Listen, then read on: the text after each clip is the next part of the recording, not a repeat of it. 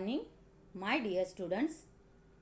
आज आपण मराठी या विषयाचा अभ्यास करणार आहोत.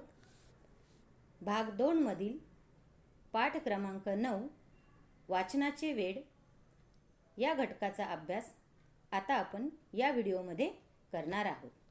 मुलांनो, वाचनाचे वेड या पाठाच्या लेखिका आहेत आशा पाटील. बघा, याच्या आधीसुद्धा युनिट टेस्टच्या दरम्यान मी तुम्हाला वाचनावर आधारित एक जनरल व्हिडिओ पाठवला होता. कारण तुमच्या पालकांनी मला बऱ्याच वेळा सांगितलं होतं की आमची मुलं वाचन करण्याचा कंटाळा करतात, तर काहीतरी तुम्ही त्यांना वाचनासाठी सांगा. म्हणून मग मी एक वाचन आपल्याला का करावे लागते, वाचनाची आवश्यकता काय आहे आणि वाचन केल्याने काय काय फायदे होतात, याच्यावर आधारित तुम्हाला एक वाचनावर आधारितच एक व्हिडिओ मी तुम्हाला पाठवला होता.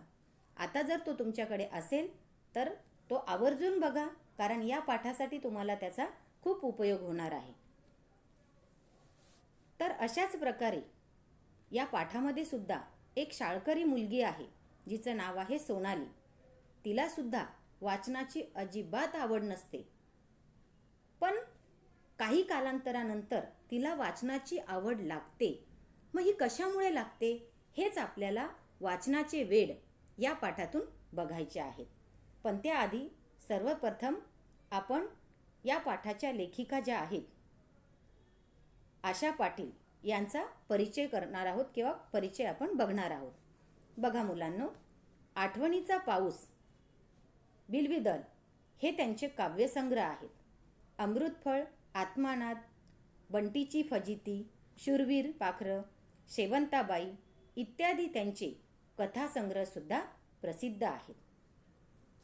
मुलांनो, आता आपण या पाठाची मध्यवर्ती कल्पना बघूया.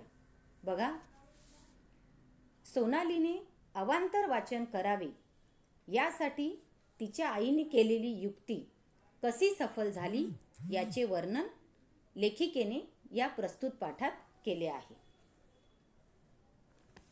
आता आपण या पाठाला सुरुवात करूया. बघा मुलांना, आजकालच्या मुलांना वाचन कंटाळवाणी गोष्ट वाटते. TV, video games, computer, mobile या सर्वांशी त्यांची मैत्री पक्की झाली आहे. मला वाटतं हे एकदम बरोबर आहे, हो की नाही मुलांनो? वाचन म्हणजे तुमच्यासाठी एकदम बोर आणि कंटाळवाणी गोष्ट. यापेक्षा मोबाईल, टीव्ही, व्हिडिओ गेम्स यांच्याशी मैत्री तुम्हाला करावीशी वाटते की नाही? अगदी तसेच या पाठातील सोनालीचेही झाले आहे. बघा, हे जे चित्र मी तुम्हाला दाखवलेलं आहे, या स्लाइडमध्ये वेगवेगळ्या प्रकारचे 3 चित्र मी तुम्हाला दाखवले. तर पहिल्या चित्रामध्ये तुम्हाला दिसत आहेत की त्या मुली मोबाईल बघत आहेत. मोबाईलमध्ये ज्या काही मनोरंजनाच्या गोष्टी आहेत, व्हिडिओ गेम्स आहेत, त्याचा आनंद घेताना त्या दिसत आहेत. त्याच्यानंतर दुसरं चित्र बघा, मुलगी अभ्यास करताना दिसते, पण अभ्यासाचा तिला कंटाळा आला. हे कशावरून आपल्याला कळतंय? कारण ती जांभया देते. तिला वाचनाचा कंटाळा आलेला आहे, म्हणून तिला त्या जांभया येत आहेत. तिसरं चित्र बघा, मुलगा कम्प्युटरवर काहीतरी करमणुकीचा व्हिडिओ बघत आहे, त्याचा एन्जॉय घेताना तो दिसत आहे. लक्षात येतंय? म्हणजे काय आहे की तुमच्याच वयातला हा जो वयोगट आहे, तुमच्याच वयातली ही मुलं आहेत.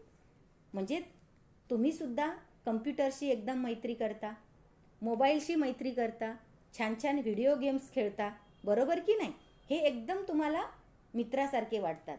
पण जेव्हा तुम्हाला काही वाचायला दिलं असेल त्यावेळेला तुम्हाला वाचन म्हणजे एकदम बोर गोष्ट वाटते, हो की नाही? तसंच या पाठातील सोनालीचेही झाले आहे.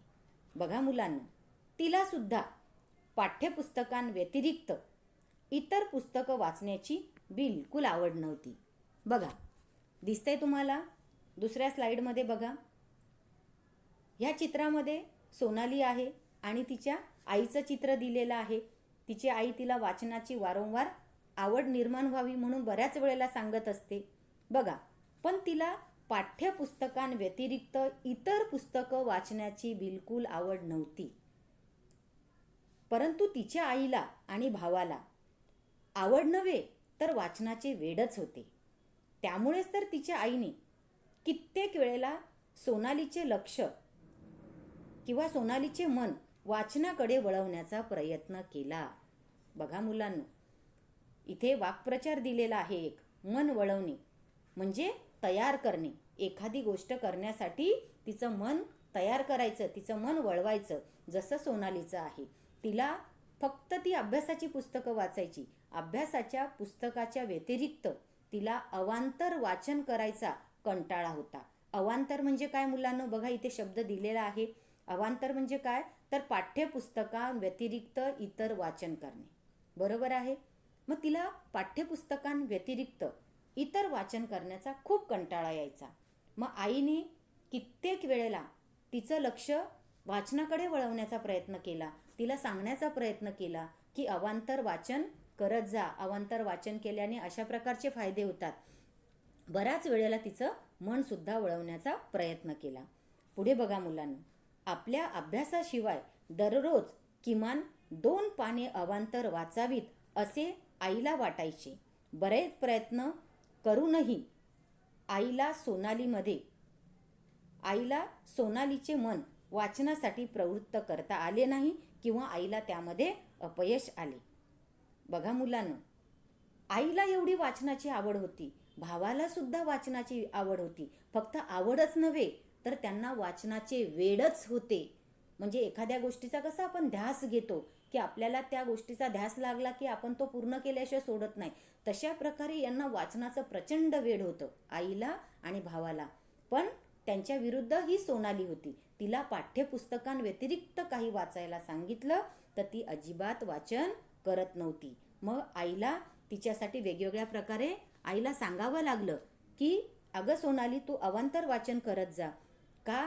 तर आपण अभ्यासाच्या व्यतिरिक्त दररोज किमान 2 पाने तरी वाचन करायला हवं, असं आई तिला सांगत होती. तरी सुद्धा हे करत असताना तिचं मन वळवण्यात आई मात्र अपयशी ठरली सुरुवातीला. एवढं करूनही सोनाली अवांतर वाचन करत नव्हती. मुलांनो, इथपर्यंत समजलं तुम्हाला? पुढे बघा मुलांनो, आता हे जे चित्र दिसते या चित्रामध्ये बघा, सोनालीला आधी पुस्तकं वाचनाची अजिबात आवड नव्हती. पण नंतर आईने तिला वाचनाची आवड तिच्यामध्ये कशी निर्माण केली. चित्र तुम्हाला दिसत आहे बघा, ती किती छान प्रकारे वाचताना आपल्याला दिसत आहे ती मुलगी.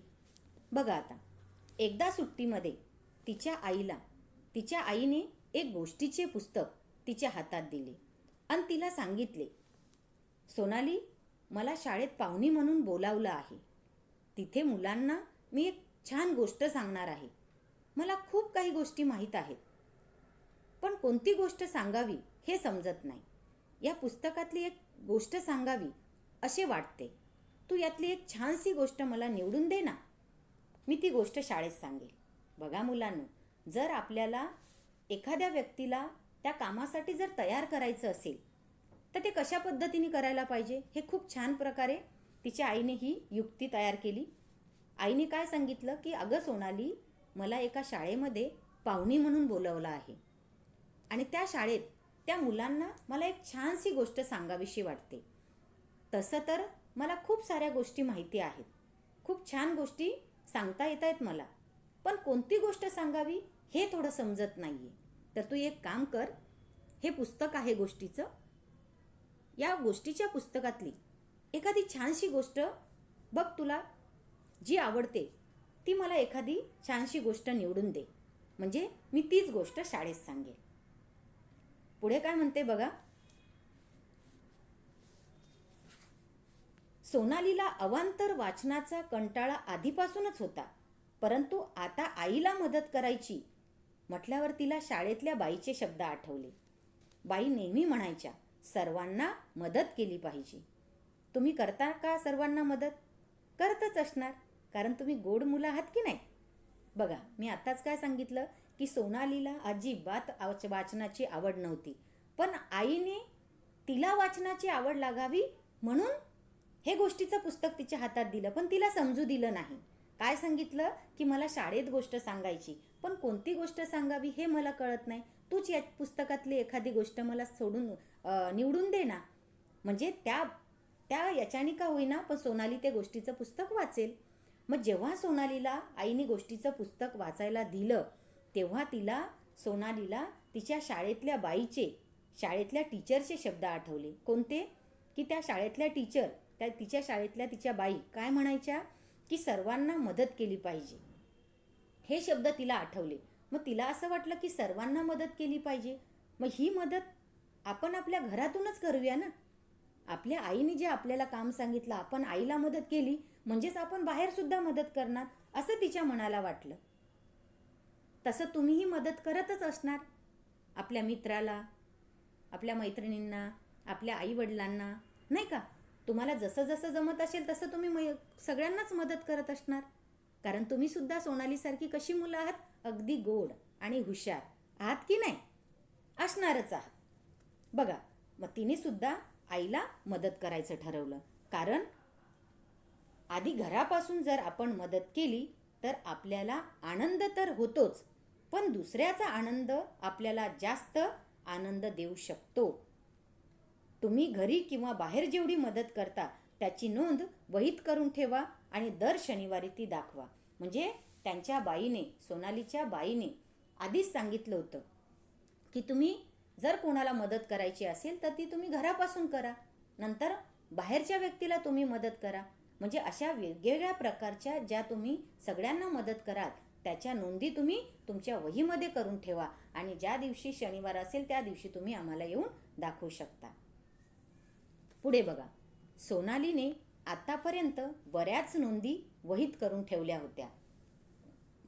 आईला मदत ही एक नवीन नोंद होईल. बाई देखील सर्वांसमोर आपले कौतुक करतील, शाबासकी देतील या विचाराने तिने पटकन हो म्हणून आईच्या हातातील पुस्तक घेतले. बघा किती छान गोष्ट आहे. इथे एक वाक्प्रचार आलेला आहे मुलांनो, अभिनंदन करणे म्हणजेच कौतुक करणे, शाबासकी देणे.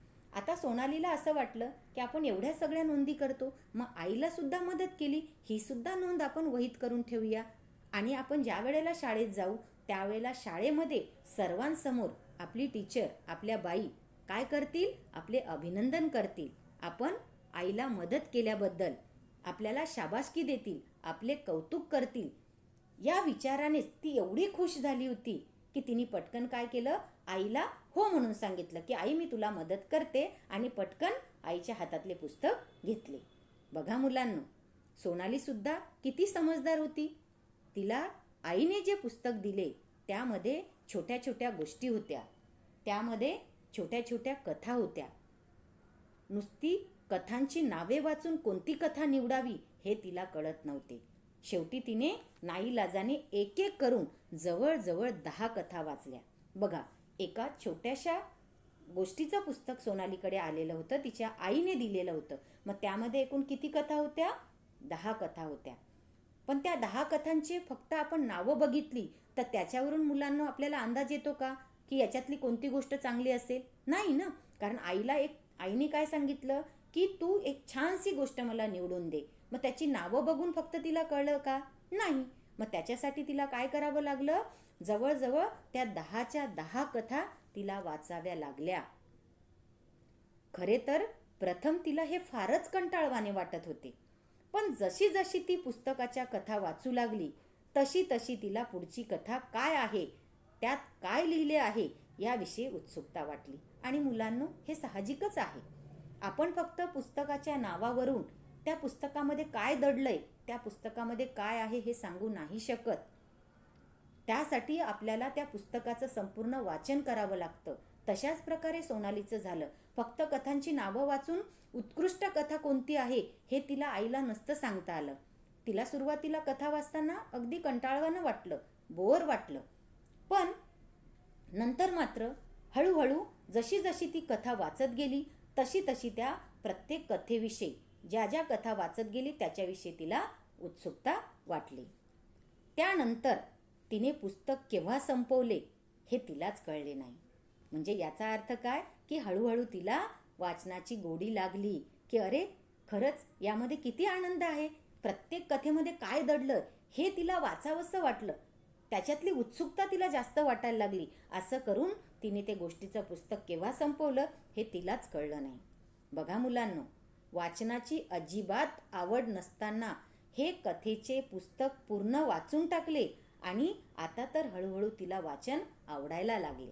म्हणजे ज्या सोनालीला अभ्यासाच्या पुस्तकाव्यतिरिक्त अवांतर वाचन करण्याचा इतका कंटाळा होता की तीच सोनाली आता कथेच्या पुस्तकातल्या 10 कथा संपूर्णपणे आवडीने वाचन करते.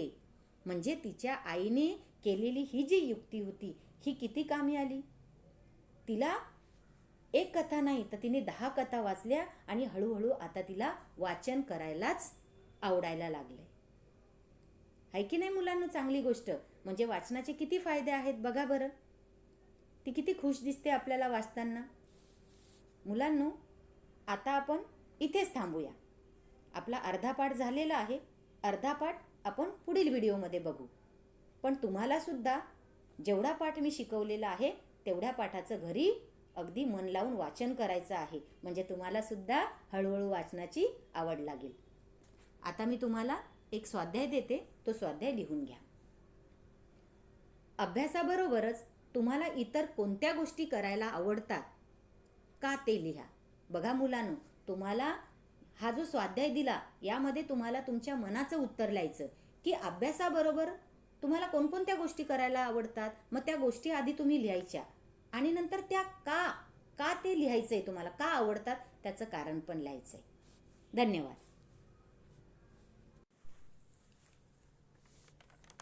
Good morning my dear students. आज आपण मराठी या विषयाचा अभ्यास करणार आहोत. पाठ क्रमांक 9, वाचनाचे वेड. लेखिका आहेत आशा पाटील.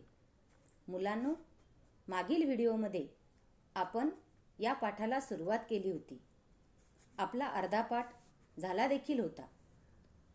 आता आपण या पाठाची थोडीशी उजळणी करून घेऊया. त्याआधी मी तुम्हाला परत एकदा या पाठाची मध्यवर्ती कल्पना सांगते, म्हणजे तुमच्या नीट पाठ लक्षात येईल. बघा, मध्यवर्ती कल्पना पाठाची. सोनालीने अवांतर वाचन करावे यासाठी तिच्या आईने युक्ती कशी सफल केली याचे वर्णन लेखिकेने प्रस्तुत पाठात केले आहे. बघा मुलांना, सोनालीला पुस्तकाव्यतिरिक्त म्हणजे अभ्यासाच्या पुस्तकाव्यतिरिक्त अवांतर वाचनाची अजिबात आवड नव्हती आणि त्यासाठीच तिच्या आईने युक्ती केली आणि ती युक्ती कशी सफल झाली याचं वर्णन या पाठामध्ये केलेलं आहे. आता आपण मागील व्हिडिओमध्ये जो भाग बघितला त्याची थोडक्यात आपण उजळणी करून घेऊया. बघा, काय सांगितलं होतं मी तुम्हाला की सोनालीला फक्त अभ्यासाची पुस्तकं जी आहेत त्याचंच ती वाचन करायची. तिला अवांतर वाचनाची अजिबात आवड नव्हती आणि तिच्या आईला आणि भावाला वाचनाची आवडच नाही तर वाचनाचे वेड होते असे आपल्याला म्हणावं लागेल. एवढे वाचन करायची. मग त्यासाठी आईला सुद्धा नेहमी वाटत असे की सोनालीने पाठ्यपुस्तकाव्यतिरिक्त अवांतर वाचन करावे. जसं मी तुम्हाला सांगितलं होतं की गोष्टीची पुस्तकं म्हणा, पेपर म्हणा, वर्तमानपत्र, तशा प्रकारे अवांतर वाचन करावं यासाठी आईने खूप प्रयत्न केले. पण तरीसुद्धा आईला तिच्या या कामामध्ये यश येत नव्हते. मग शेवटी एक दिवस आईने अशी युक्ती केली. आणि ती युक्ती कोणती मुलांनो? तर आईने सोनालीला काय सांगितलं की मला एका शाळेमध्ये पाहुणी म्हणून बोलावलं आहे आणि तिथे मला त्या मुलांना एक छानशी गोष्ट सांगायची आहे. तसं तर बऱ्याचशा गोष्टी मला खूप साऱ्या गोष्टी माहीत आहेत, पण नेमकी कोणती गोष्ट सांगावी हे मला थोडं सुचत नाही. त्यामुळे सोनालीला तिने काय सांगितलं आईने की तू हे जे गोष्टीचं पुस्तक आहे या गोष्टीच्या पुस्तकातून एखादी छानशी गोष्ट मला निवडून दे, म्हणजे मी तीच गोष्ट शाळेमध्ये सांगेल. अशी तिच्या आईची ही युक्ती होती. आणि मग त्याच वेळेला सोनालीला काय झालं, लगेचच आपल्या शाळेतल्या बाईची आठवण आली, आपल्या शाळेतल्या टीचरची आठवण आली. ती आठवण कोणती की टीचरनी काय सांगितलं होतं, शाळेतल्या बाईंनी सोनालीला काय सांगितलं होतं, म्हणजे सर्वच मुलांना की नेहमी दुसऱ्यांना मदत करावी. आणि हे बाईचे शब्द आठवले आणि लगेचच सोनालीला असं वाटलं की आपण दुसऱ्यांना मदत करावी. ती सुरुवात जर आपण आपल्या घरापासूनच केली तर खूपच चांगलं होईल. आणि म्हणून मग तिने ताबडतोब आईच्या हातातून ते गोष्टीचं पुस्तक घेतलं आणि मग त्या गोष्टीच्या पुस्तकामध्ये एकूण 10 गोष्टी होत्या. 10 छोट्या छोट्या कथा लिहिलेल्या होत्या. मग आता त्या कथांची जी नावं आहेत ती नावं बघून लगेचच त्या कथांमध्ये काय दडलेलं आहे, त्या कथांमध्ये काय दिलेलं आहे हे लगेचच त्या नावांवरून सोनालीला कळेल का? नाही. मग तिला ना सुरुवातीला बोरच वाटलं कथा जेव्हा ती वाचायला लागली, कारण तिला अवांतर वाचनाची आवडच नव्हती. पण नंतर तिला असं वाटलं की आपल्याला आईला एक उत्कृष्ट अशी गोष्ट द्यायची आहे. मग त्याच्यासाठी आपल्याला काय करावं लागेल, तर ह्या गोष्टी वाचाव्या लागतील. मग तिने काय केलं, एक एक एक एक करून अशा 10 कथा ज्या होत्या त्या 10 कथा ती वाचायला लागली. आणि त्यामुळे प्रत्येक कथामध्ये काय दडलेलं आहे, काय लिहिलेलं आहे याची तिला उत्सुकता लागली आणि ती सुद्धा खूप खुश झाली. म्हणजे ज्या सोनालीला वाचनाची आवड नव्हती त्या सोनालीला हे पुस्तक वाचून पूर्ण केले आणि त्यामुळे आता तिला हळूहळू वाचन करायला आवडू लागली. मुलांनो, आपण इथपर्यंत बघितलं होतं. आता आपण या पुढील भाग बघूया. बघा, आता तिने ज्या कथा वाचलेल्या होत्या, आता इथे तुम्हाला या चित्रामध्ये काय दिसतं? एक वाचनालय दिसतं.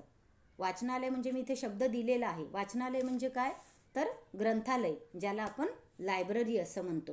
त्या लायब्ररीमध्ये बघा विविध प्रकारची शाळेमध्ये पुस्तकं ठेवलेली असतात. अभ्यासाच्या व्यतिरिक्त सुद्धा कथांची, गोष्टींची वेगवेगळी पुस्तकं ठेवलेली असतात आणि ती मुलं कशी ती पुस्तकं शोधत आहेत.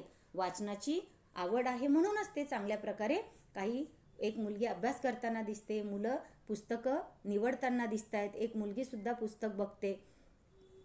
आलं लक्षात तुमच्या? मग आता बघा पुढील भाग आपण बघूया. सोनालीने कथा तर सर्वच वाचल्या, तरीही त्यातून कोणती कथा निवडावी हे तिला समजेना. शेवटी ती आईकडेच गेली व तिच्या समोरील समस्या तिने सांगितली.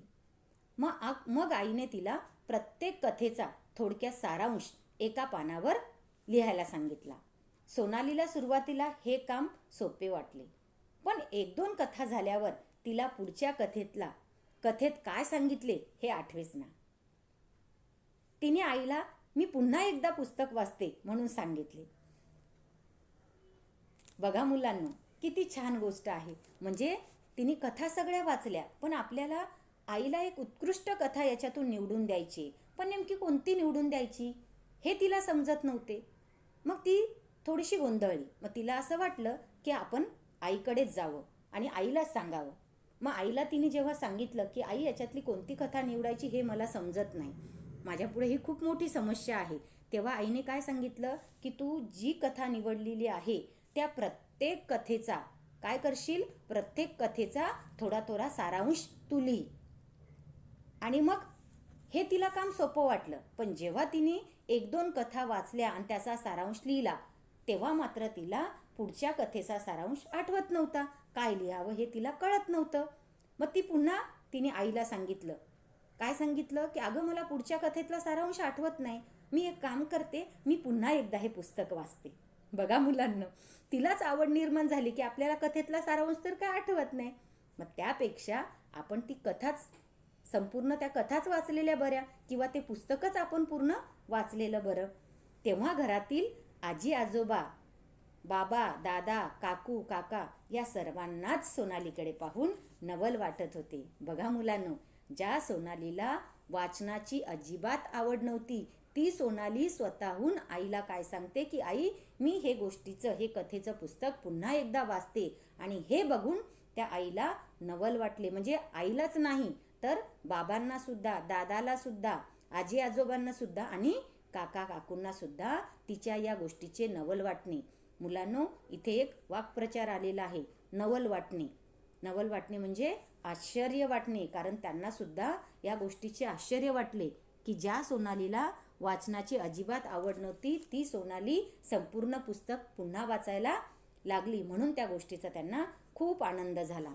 समजलं मुलांनो इथपर्यंत? आता पुढे बघा मुलांनो, सोनालीला अवांतर वाचन करणे अजिबात आवडत नव्हते परंतु आईने कशा पद्धतीने तिचे मन वाचनाकडे वळवले, तिला वाचनासाठी तयार केलं, हे आपल्याला चांगल्याच प्रकारे आता समजलं. आता तिने एक पान घेतले आणि त्या पानावर कथेचे नाव आणि त्या कथेत काय सांगितले आहे ते थोडक्यात लिहिले. बघा, वाचनाची आवड झाल्यावर तिला स्वतःहून असं वाटायला लागलं की आता आपण काय करायला पाहिजे, एक पान घ्यायला पाहिजे आणि त्या पानेवर त्या कथेचं नाव, त्या कथेचं शीर्षक आणि नंतर त्या कथेचा थोडक्यात सारांश त्यामध्ये लिहायला पाहिजे. बघता बघता तिने तिचे पान भरले होते. ती पळतच आईकडे गेली आणि ते पान तिने आईला दाखवले. आईला ते बघून खूपच आनंद झाला. आईने सर्वांसमोरच तिचे कौतुक केल्यामुळे तिचा आनंद गगनात मावेनासा झाला. बघा मुलांनो, अगदी तुमच्यासारखी शाळेतली मुलगी जिला अजिबात वाचन करावेसे वाटत नव्हते, पण तिच्या आईने केलेली ही जी युक्ती होती ती युक्ती किती सफल झाली. तिलाच सांगितलं की तूच मला गोष्ट निवडून दे. म्हणजे काय की त्या अर्थाने ती एक एक गोष्टीचं एक एक कथा पूर्ण वाचेल आणि मग त्यामध्ये काय दडलं ती उत्सुकता तिला लागेल. आणि खरोखर ती उत्सुकता लागली होती. आता तर तिने डायरेक्ट पानावरच लिहायला सुरुवात केली आणि ते पान तिचं भरलं म्हणून ती आईला दाखवायला गेली. तर आईला एवढा आनंद झाला म्हणून आईने काय केलं, आजी आजोबांसमोर, काका काकूंसमोर, बाबा दादासमोर तिचं कौतुक केलं आणि ते कौतुक केल्यामुळे तिचा आनंद गगनात मावेनासा झाला. मुलांनो, इथे सुद्धा एक वाक्प्रचार आलेला आहे, आनंद गगनात न मावणे म्हणजे खूप आश्चर्य वाटणे. बघा पुढे बघा. आता जेव्हा सोनाली शाळेत गेली तिथे तिने आईला काय आणि आपण कशी मदत केली हे सांगितले आणि सोबत एक कथाही ऐकवली. तिने आजपर्यंत कधीच अवांतर वाचन केले नव्हते. तिच्यात झालेला हा आमूलाग्र बदल सर्वांनाच आनंद देणारा होता. बघा मुलांनो, आमूलाग्र हा एक नवीन शब्द इथे आलेला आहे. आमूलाग्र म्हणजे मोठ्या प्रमाणात. डबल इथे शब्द लिहिला गेला बघा स्क्रीनवर. आमूलाग्र म्हणजे काय, मोठ्या प्रमाणात. बघा, आता घरात तर आपलं कौतुक झालेलंच आहे, याचा आनंद सोनालीला होताच होता.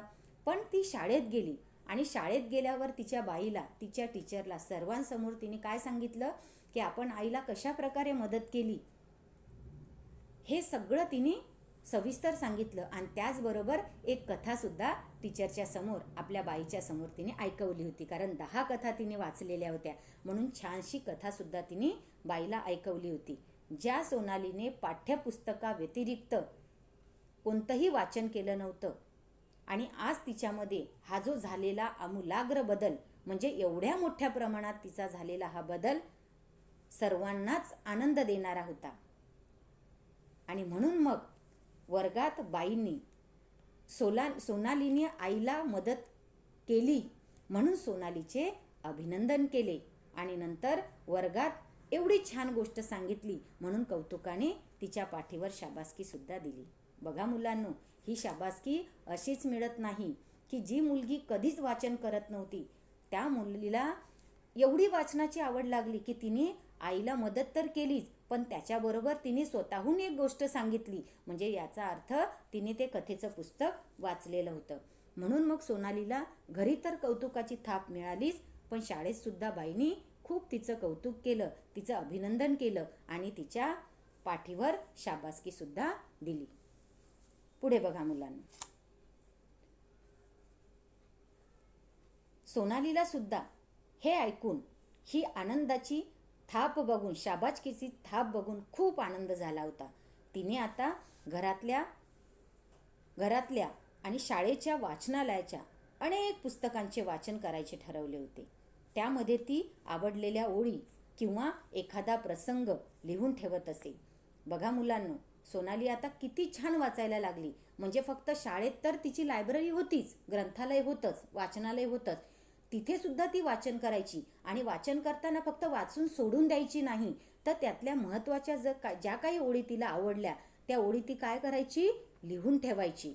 घरातही वाचन करायची, घरातही जे काही वाचलेलं असेल ते ती लिहून ठेवायची. आणि मला असं वाटतं तुम्ही सुद्धा इतकी हुशार आणि गोड मुलं आहात की तुम्हाला सुद्धा या सोनालीसारखीच वाचनाची आवड लागली पाहिजे. वाचन करून फक्त सोडून द्यायचं नाही. समजले मुलांनो? तुम्ही सुद्धा काय करायचं, अशाच प्रकारे अभ्यासाच्या पुस्तकाव्यतिरिक्त इतर वाचायला सुरुवात करायची. मग ते वर्तमानपत्र असो, गोष्टीचं पुस्तक असो, एखादी कादंबरी असो, हळूहळू वाचायला सुरुवात करा. आपोआप तुम्हाला सोनालीसारखी वाचनाची आवड लागेल.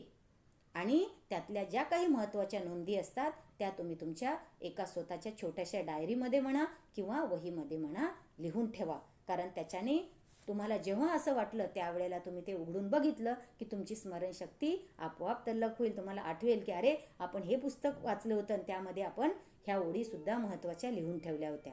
आलं लक्षात? पुढे बघा. सोनालीला प्रोत्साहन देण्यासाठी तिच्या वाढदिवसाला तिच्या बाबांनी एक छानसे पुस्तक तिला दिले, भेट म्हणून दिले. आणि तिच्या वर्गातील साऱ्याच मुलामुलींना एक एक पुस्तक भेट स्वरूपात दिले. बघा मुलांनो, वाढदिवस म्हटलं की तुम्हाला किती आनंद होतो. माझा बड्डे आहे, माझा बड्डे 6 महिन्यापासून तुमचं चालू असतं की आता या महिन्यात माझा बड्डे आहे, त्या तारखेला माझा बड्डे आहे. मग तुम्हाला अपेक्षा असते मम्मी पप्पांकडून, मोठ्या ताई दादांकडून काय घेणार आहे आपल्याला वाढदिवसाला. पण मला असं वाटतं जर खरोखर अशा प्रकारच्या जर भेटवस्तू तुम्हाला मिळाल्या तर याच्यातून तुमच्या बुद्धीला तर चांगली चालना मिळेलच, पण खूप चांगल्या प्रकारे तुमचा विकाससुद्धा होऊ शकतो. म्हणून सोनालीच्या बाबांनी तिला वाचनासाठी काय केलं, बड्डेला तिच्या वाढदिवसाला एक पुस्तकच भेट दिलंय. पण त्याच्याचबरोबर तिच्या वर्गातल्या जेवढ्या मित्रमैत्रिणी होत्या त्यांनासुद्धा एक एक पुस्तक भेट स्वरूपात तिला दिलं. पुढे बघा. सोनालीला आता पुस्तक वाचत जा असे सांगण्याची गरज उरली नाही. बघा मुलांनो, ज्या सोनालीला वाचन करण्याचा एवढा कंटाळा होता, परंतु तिच्या आईने तिला वाचनाची जी आवड लावली होती त्यामुळेच आता तिला वाचन कर असे म्हणण्याची गरज उरली नव्हती.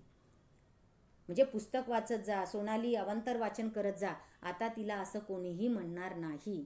का तर तिच्या आईची जी ही केलेली जी युक्ती होती ती पूर्णतः सफल झाली होती, ती पूर्णतः यशस्वी झाली होती. आणि म्हणून आता तिला कोणीही तू अवांतर वाचन करत जा किंवा तू पुस्तक वाचत जा असं सांगण्याची गरज उरली नाही.